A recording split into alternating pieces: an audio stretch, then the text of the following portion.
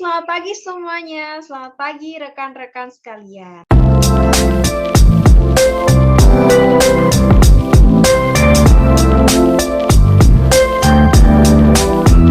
Three, two, one.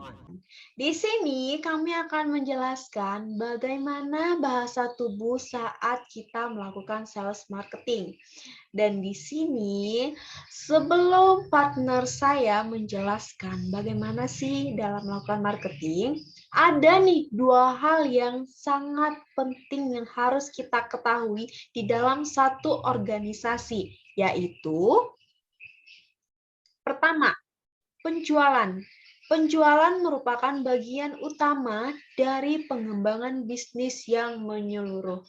Di mana sih kalian bisa melakukan penjualan yang baik intinya? Dan di situ adalah sudah dijelaskan utamanya yaitu penjualan. Kedua, penawaran. Penawaran merupakan bagian dari teknik marketing. Marketing inilah yang merupakan ujung tombak sebuah perusahaan.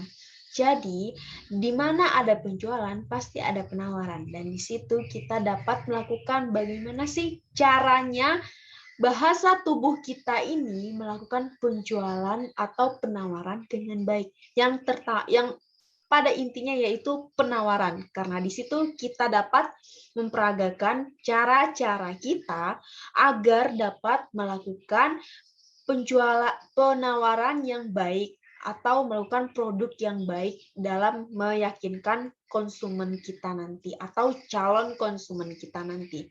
Dan di sini saya akan memperkenalkan yaitu partner saya yang akan menjelaskan 10 cara yang efektif dalam melakukan penjualan, yaitu kita serahkan kepada Gabriela.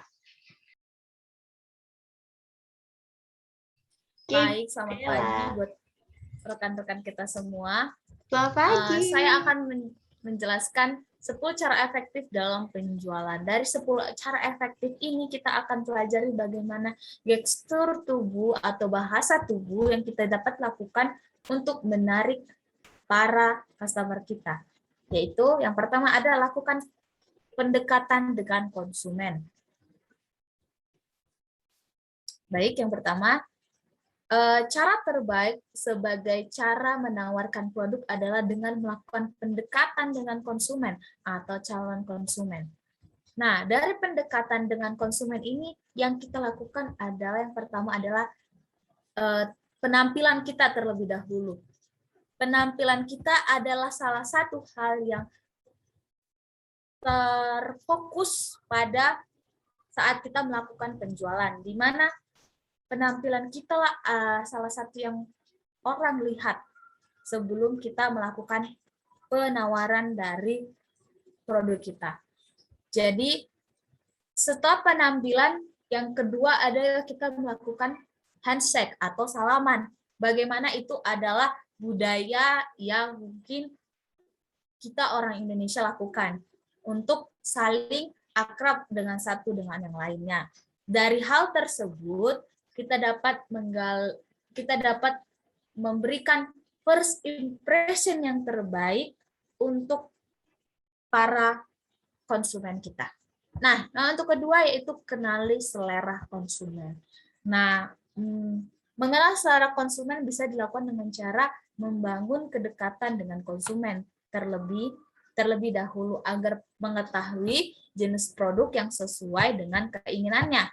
Hal ini bertujuan agar lebih mudah untuk menawarkan produk, terutama apabila produk tersebut sesuai dengan selera pembeli.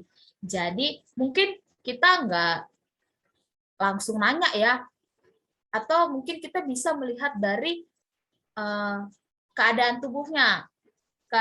Maksudnya keadaan tubuh itu seperti mereka tuh sukanya yang bagaimana sih. Nah, seperti dalam contoh itu, bagaimana seorang sales yang melakukan penjualan di bagian kosmetik, yaitu lipstick.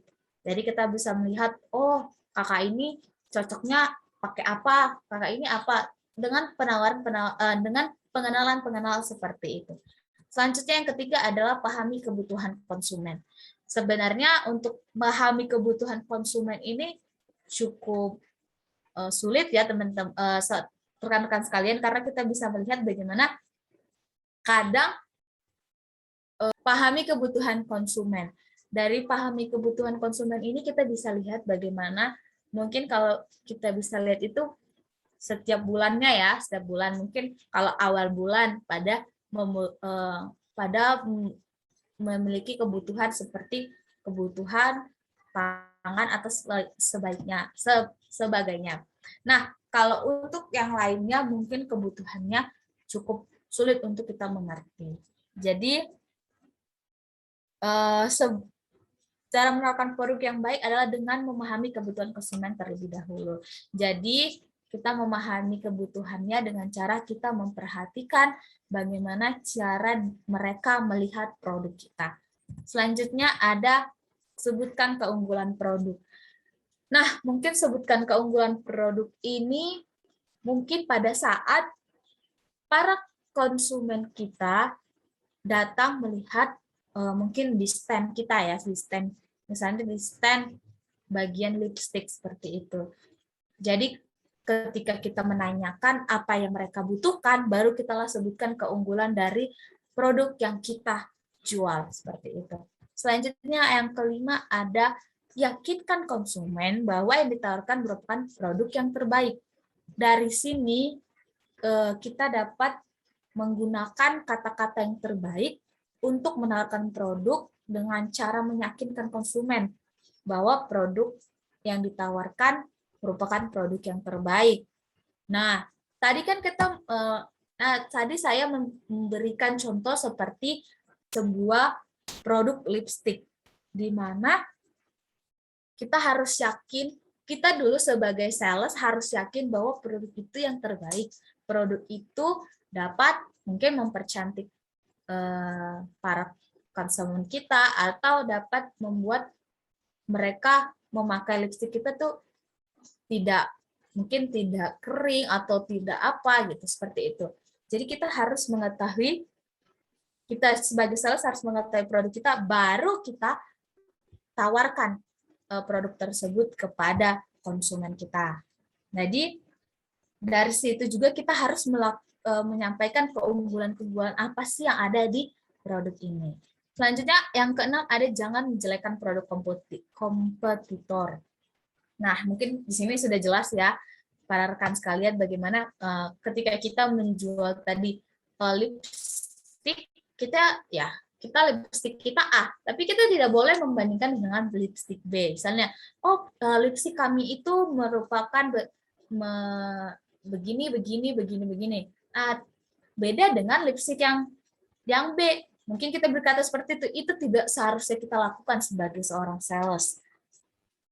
Selanjutnya, ada yang ketujuh ada tawarkan produk yang sesuai dengan kebutuhan konsumen. Nah, jadi setelah kita menanyakan apa yang mereka butuhkan, mungkin mereka butuh lipstick yang buat mereka mungkin lebih dewasa, atau mereka membutuhkan lipstick yang untuk para remaja. Nah, kita harus tahu mana nih yang cocok mungkin buat remaja, mungkin buat orang dewasa, mungkin buat ibu-ibu, mungkin seperti itu. Jadi konsumen akan merasa terwakil kebutuhan dan keinginannya. Selanjutnya ada yang ke-8, perhatikan ekspresi wajah. Nah, ekspresi wajah inilah gestur tubuh yang terpenting bagi para sales. Di mana yang pertama, kita harus tersenyum. Karena nggak mungkin kan kita menjual satu produk tapi kita tidak tersenyum. Kita kayak murung ataupun ya kita tidak tertarik juga untuk memasarkan dari produk kita. Yang kedua, kita harus melakukan eye contact, di mana eye contact itu kita harus melihat mata konsumen ataupun ya ekspresi wajah mereka. Apakah mereka tertarik nggak sih sebenarnya sama produk kita? Dan ketika mereka menjelaskan kebutuhan mereka, kita harus melakukan ekspresi yang mengetahui apa yang mereka butuhkan.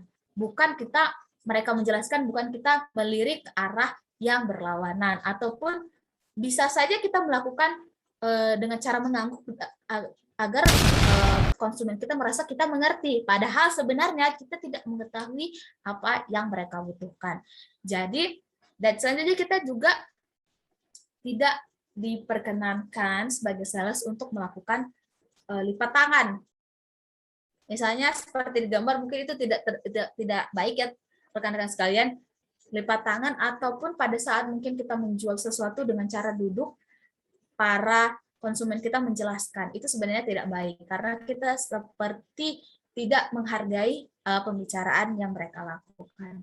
Jadi dari ekspresi wajah kita dapat gestur tubuh, itu bagaimana kita tersenyum, bagaimana kita memperhatikan eye contact kita terhadap konsumen, dan bagaimana kita memperhatikan apa yang mereka sampaikan. Yang kesembilan ada perhatikan intonasi dan pemilihan kata. Nah, ini sangat penting ya bagi sales, bagaimana pemilihan kata-kata yang tepat, di mana intonasi juga tidak harus terlalu tinggi, tidak terlalu rendah, harus seimbang dari awal sampai terakhir, dan pemilihan kata yang tepat, bagaimana kita menjualkan produk kita, bagaimana kita menawarkan produk kita dengan kata-kata yang terbaik, dengan tidak memberikan perbandingan terhadap produk yang lain, seperti tadi yang saya sudah jelaskan. Dan yang terakhir kita ada tidak boleh berkesan memaksa. Dari penjelasan-penjelasan yang dari pertama hingga terakhir ini, kita sudah lihat ya teman-teman, rekan-rekan, dari 10,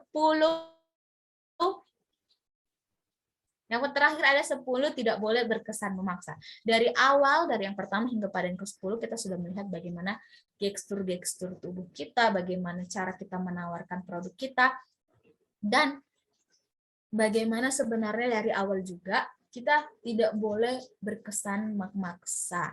Tidak boleh berkesan seperti, ayolah Bu, ini produk terbaik loh, ini produknya begini. Janganlah sampai kita mengucapkan hal seperti itu. Karena itu akan membuat para konsumen kita akan pergi, dan dia tidak akan pernah mau lagi datang ke tempat kita. Nah, sekian dari 10 cara efektif untuk melakukan penjualan. Dari gestur tubuh tadi juga saya sudah jelaskan bagaimana pertama kita harus melihat penampilan kita, yang kedua kita harus menjabat tangan sebagai tanda kita mengakrabkan diri terhadap para konsumen, dan yang terakhir tadi ada smile, eye contact, dan juga cara kita memperhatikan konsumen dalam memberikan penjelasan. Mungkin dari sekian dari yang saya sampaikan. Terima kasih. Mungkin kita kembalikan kepada rekan saya, Rika Ik. Wah, ternyata dalam melakukan penjualan ini sulit juga ya. Ada sulit, ada enggaknya sih sebenarnya ya. Dan melakukan ini juga dari yang saya dengar-dengar, dari pembahasan dari Gaby, ternyata dalam penjualan juga kita nggak sembarangan, kita nggak boleh kayak ngomong sembarangan juga, dan di situ juga kita harus berlatih berbicara juga lah, pasti intinya ya Gaby ya.